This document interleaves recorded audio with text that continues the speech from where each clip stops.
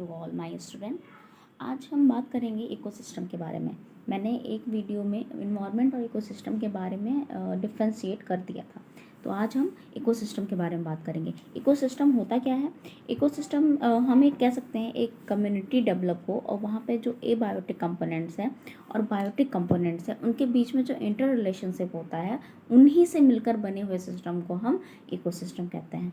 Abiotic का मतलब ऐसे कंपोनेंट्स जो इनऑर्गेनिक मटेरियल से मिलके बने हों, जिनमें लाइफ ना हो। इन शॉर्ट मतलब जैसे अगर हम बुकिश लैंग्वेज या फिर ऐसे नॉर्मल की बात करें तो जैसे जिसमें लाइफ ना हो वो एबायोटिक। पर अगर हम स्टैंडर्ड साइंस के साथ बात करें तो ऐसे मटेरियल्स, ऐसे मैटर जो इनऑर्गेनिक मैटर से मिलके बने होते हैं उनको हम एबायोटिक कंपोनेंट्स कहते हैं। जैसे हमारा वाटर हाइड्रोजन एंड ऑक्सीजन से मिलकर बना है। हाइड्रोजन ऑक्सीजन दोनों के दोनों इनऑर्गेनिक कंपाउंड है। Carbon dioxide, water, carbon dioxide, sunlight, these all are the abiotic components of the ecosystem। ठीक है। बायोटिक कंपोनेंट्स का मतलब जैसे जिनमें लाइफ हो, जो ऑर्गेनिक मटेरियल से मिलके बने हों, जैसे animals, plants, these all are the abiotic components of environment या इकोसिस्टम।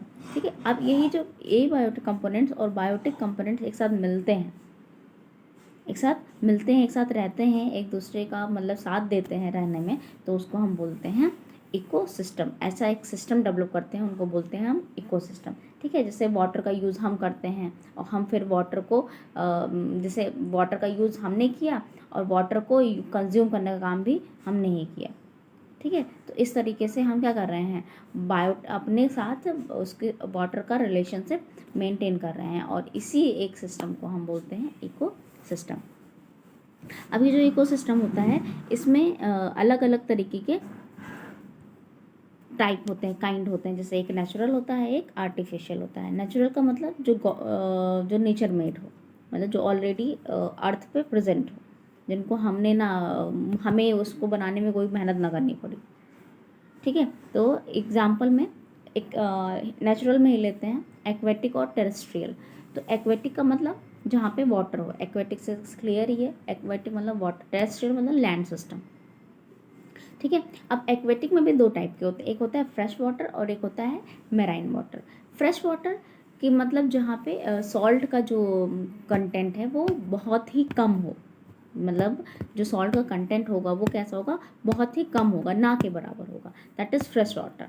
ठीक है। अब फ्रेश वाटर में भी तीन टाइप के होते हैं। पहला होता है लैंटिक, दूसरा लोटिक और तीसरा वेटलैंड। तो लैंटिक का मतलब ऐसे वाटर या ऐसा वाटर एरिया जहाँ जो स्टैगनेंट हो, जो रुका हुआ हो। जैसे पॉन्ड हो गया हमारा, जैसे लेक हो गया हमारा, सब रुके रहते हैं ना, मतलब एक जगह इकट्ठा रहते हैं, एक रिजर्वायर की तरह होते हैं, तो उनको हम लैंटिक बोलते हैं। लोटिक जो फ्लो करते हैं, जैसे रिवर हो गया, ओशियन हो गया, स्ट्रीम्स हो गए, ये सारे क्या होते हैं, फ्लो करते हैं। ठीक है। ओशियन नहीं कहेंगे फ्लो करता है, ओशियन को हम लैंटिक में ही रखेंगे। ठीक है। अब वेटलैंड की बात कर लें। वेटलैंड मतलब ऐसा एरिया जहाँ पे वाटर का कंटेंट सॉइल में बहुत ज़्यादा हो। ठीक है। मतलब ऐसा एरिया ना हो कि जहाँ सिर्फ पानी ना हो, सॉइल हो और वहाँ जितना वाटर कंटेंट होना चाहिए उससे कहीं ज़्यादा वाटर कंटेंट हो, उसे हम वेटलैंड एरिया बोलते हैं। तो इसमें हमारे मार्सी एरियाज आते हैं, जैसे कि एक बहुत अच्छा एग्जांपल है हमारे यहाँ सुंदरवन डेल्टा। ठीक है। This is the Sundarban delta is the best example of marshy areas. ठीक है। अब मेराइन की बात करते हैं। मेराइन ऐसी जगह, ऐसा वाटर सिस्टम जहाँ पे सॉल्ट का कंटेंट बहुत ही ज़्यादा हो। सॉल्ट का कंटेंट मतलब जो नॉर्मल फ्रेश वाटर है उससे कहीं ज़्यादा हो, उसे हम बोलते हैं मेराइन वाटर। अब इसमें आता है हमारा कोस्टल एरियाज, मतलब जो बीच होता है। अब वेलिंग एरियाज जो बीच के जो और आगे थोड़ा सा बढ़ेंगे तब, और एक ओपन ओशियन, जैसे कि आइलैंड वगैरह जो ओपन ओशियन में आइलैंड वगैरह बन जाते हैं वो। ठीक है। अब हम बात करें टेरेस्ट्रियल की, तो टेरेस्ट्रियल में ग्रासलैंड, डेजर्ट और फॉरेस्ट। ग्रासलैंड की बात करें तो ग्रासलैंड के बारे में आप जानते ही होंगे, जहाँ पे घासें ज़्यादा होती हैं, जहाँ काऊ वगैरह ज़्यादा होते हैं। ठीक है। फिर डेजर्ट की बात कर लें तो डेजर्ट में हमारा थार डेजर्ट है राजस्थान में। ठीक है। वहाँ जहाँ पानी की कमी होती है। फॉरेस्ट ऐसा एरिया जहाँ पे जो पेड़ होते हैं, वेराइटीज़ ऑफ पेड़ अपने आप से लग जाए, उनको लगाने में हमें मेहनत ना करनी पड़े, उसे हम फॉरेस्ट बोलते हैं। ठीक है, फॉरेस्ट और ग्रासलैंड में यही डिफरेंस होता है कि जो ग्रासलैंड होते हैं उनको डेवलप करने में हमारी उनकी सहायता होती है, लेकिन जो फॉरेस्ट होते हैं वो सीड डिस्पर्सल की वजह से अपना एक पूरा एरिया बना लेते हैं बिना हमारे किसी मेहनत के। ठीक है, अब हम बात करेंगे इकोसिस्टम के कंपोनेंट्स कौन से होते हैं। वैसे मैंने बता दिया है, लेकिन फिर भी मैं एक बार बताऊंगी। एबायोटिक फैक्टर और बायोटिक फैक्टर। एबायोटिक फैक्टर में दो तरीके के फैक्टर आते हैं, एक आता है हमारा क्लाइमेटिक फैक्टर, एक आता है एडेफिक फैक्टर। क्लाइमेटिक फैक्टर में हमारा आएगा रेन, टेम्परेचर, लाइट, विंड्स। ठीक है, जो क्लाइमेट से रिलेटेड हो, जो किससे रिलेटेड हो, क्लाइमेट से। एक एडेफिक फैक्टर में हमारे जो सॉइल हो गया, सॉइल से रिलेटेड जितनी चीज़ें हैं, सॉइल का पीएच हो गया, सॉइल में कितना मिनरल है, सॉइल में कितना वाटर, जो सॉइल से टेक्सचर से रिलेटेड है वो हमारा एडेफिक फैक्टर है।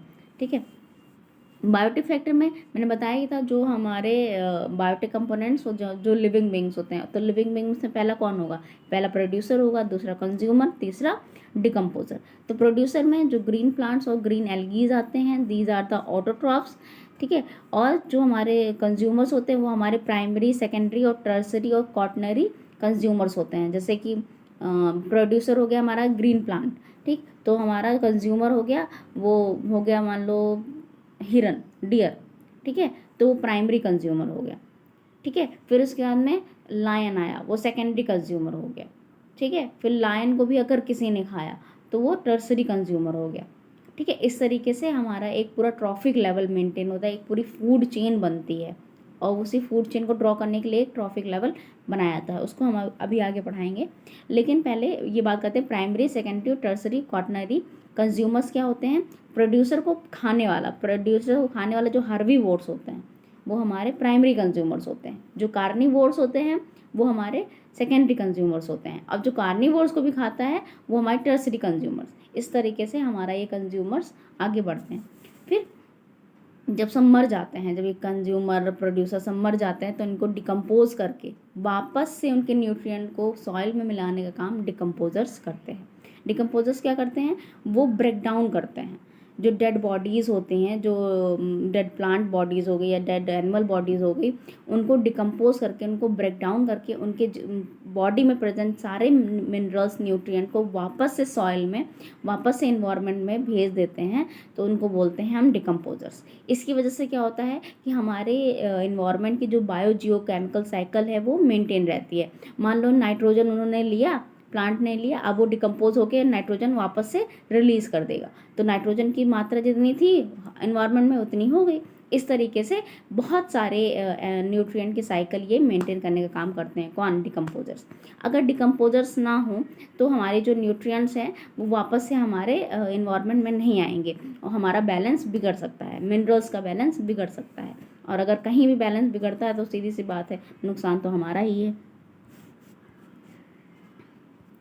ठीक है, अब फिर से बात करेंगे हम एबायोटिक कंपोनेंट के बारे में, थोड़ी ज़्यादा बातें हैं इसमें। तो the non living components of an ecosystem include the physical environment, soil, water, air along with the inorganic substance जैसे carbon dioxide, nitrogen, oxygen, these all are the abiotic components. ये कैसे फैक्टर्स होते हैं, ये फिजिकल फैक्टर्स होते हैं, जो climatic factor भी हो सकते हैं और दूसरा मैंने बताया था एडेफिक फैक्टर भी हो सकते हैं। एडेफिक फैक्टर में सारे के सारे वो सारे फैक्टर्स लेंगे जो हमें हमारे सॉइल से रिलेटेड हो, और क्लाइमेटिक फैक्टर या फिजिकल फैक्टर में हम वो सारे फैक्टर्स लेंगे जो हमारे वेदर या इन्वायरमेंट को क्या करते हो, अफेक्ट करते हो। ठीक है, बायोटिक में मैंने बता ही दिया, ऐसे ऑर्गेनिज्म जो क्या करते हो, हमारे खाने पीने में हेल्प करते हो। ठीक है, सॉरी, खाने पीने में हेल्प नहीं करते हो, मतलब जो खाते पीते हो वो जो लिविंग हो, जो खाते पीते हो, जो अपना जो खाना है वो किसी और से लेते हो या खुद बनाते हो, these all are the biotic factor. जो सीधे कहें तो जो जिंदा हो। ठीक है। तो उसमें हमारे मैंने बताया था प्रोड्यूसर आते हैं जो ऑटोट्रॉफ्स होते हैं, जिनमें ग्रीन प्लांट और ग्रीन एल्गीज आते हैं। वो अपना भोजन खुद बना लेते हैं by using the inorganic material, मतलब एबायोटिक फैक्टर का यूज़ करके जो अपना खाना बना लेता है उसको हम क्या बोलते हैं, ऑटोट्रॉफ्स बोलते हैं। और ऑटोट्रॉफ्स को ही हम प्रोड्यूसर बनते हैं, क्योंकि खाना तो वही बनाता है। फिर कंज्यूमर क्या होता है, वो डिपेंड होता है अदर्स पे अपना खाना खाने के लिए, ठीक है। तो प्राइमरी वाला कौन होगा, जो प्रोड्यूसर पे डिपेंड होगा। सेकेंडरी कौन होगा, जो प्राइमरी कंज्यूमर पर डिपेंड होगा। टर्सरी कौन होगा, जो सेकेंडरी कंज्यूमर पर डिपेंड होगा। इस तरीके से हमारा ये पूरा ट्रॉफिक लेवल मेंटेन होता है। फिर डिकम्पोजर्स क्या होते हैं या फिर सेप्रोट्रॉफ क्या होते हैं, ऐसे ऑर्गेनिज्म होते हैं जो डेड प्लांट या डेड एनिमल्स को डिकम्पोज करके, ब्रेक डाउन करके उनको, उनके न्यूट्रिएंट्स को वापस से सॉइल में रिलीज आउट कर देता है, उनको हम डिकम्पोजर्स बोलते हैं, ठीक है। अब हम बात करेंगे the functioning of ecosystem. Ecosystem functioning करता कैसे है, ठीक है। इसके बारे में हम नेक्स्ट वीडियो में बात करेंगे। अभी के लिए इतना ही। Thank you, subscribe my channel. Thank you so much.